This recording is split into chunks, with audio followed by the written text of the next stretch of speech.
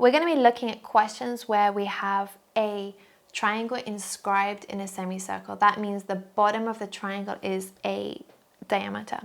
So we've been told that AB is the diameter of a circle. Now, from this equation, we can tell that the center of our circle is at minus 1, 3. So, minus 1, 3. And we know that AB is the diameter. We don't know where AB is. It could be here, it could be here, it could be anywhere.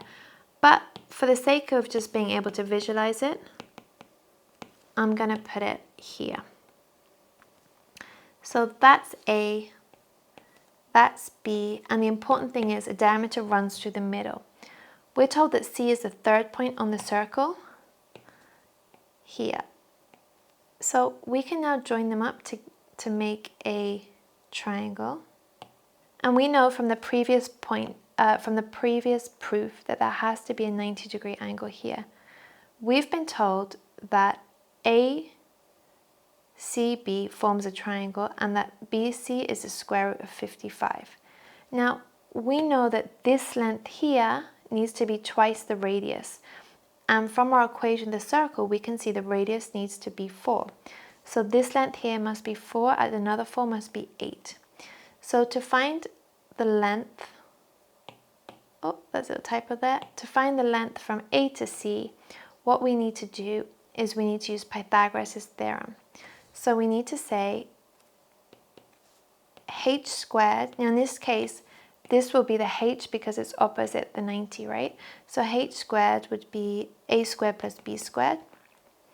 So 8 squared would be the square root of 55 squared plus x squared.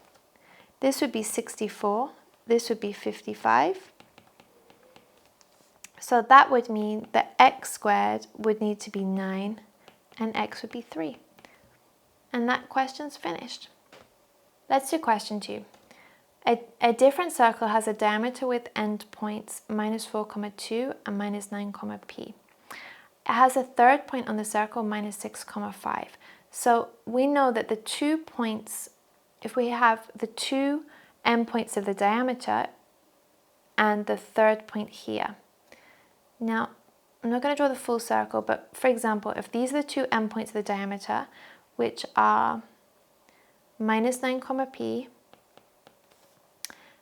and minus 4, 2.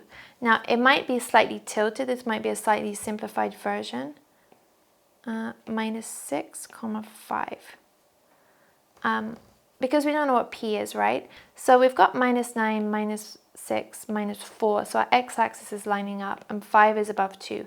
We don't know what p is. But we do know that these lines need to be perpendicular, which means they have to have a gradient that multiplies together to be minus 1. So if I find this gradient here, the gradient would be y2 minus y1, so 5 minus 2, divided by minus 6 minus minus 4. So 5 minus 2 would be 3, minus 6 plus 4 would be minus 2. So this gradient here needs to be its perpendicular gradient. So this perpendicular gradient would be 2/3. Now if I calculate the gradient here using these 2 points, I would have 5 minus p divided by minus 6 minus minus 9, and that needs to be equal to 2/3 because we know that in the circle, if this is a diameter, the third point, when you join up the triangle, it needs to be a 90-degree angle. And when 2 lines meet at 90 degrees, that's because they're perpendicular. So all you have to do now is simplify for p. Minus 6 plus 9 would be 3. So you can cancel the 3's off. So 5 minus p is 2. And 5 take away 2 is p, so p is 3. There is another way to do this. When you have the missing coordinate in a right angled triangle, you can set it up like a Pythagoras theorem question. You can calculate, you can say this squared plus this squared is equal to this squared, and calculate some of the lengths using the distance formula with p in. But that turns into a really messy question. It will work, but it will take longer. So if you've got a missing coordinate and 2 perpendicular lines, then the easiest thing is to work with the gradients. that finishes circles. Congratulations, you've got to the end. I hope you've enjoyed this series. It's been quite a long one. Good job for sticking with us. Let me know in the comments below if you have any questions. Make sure you post any pictures of questions onto the website and I'll try and get back and answer them all for you. Good job, everyone.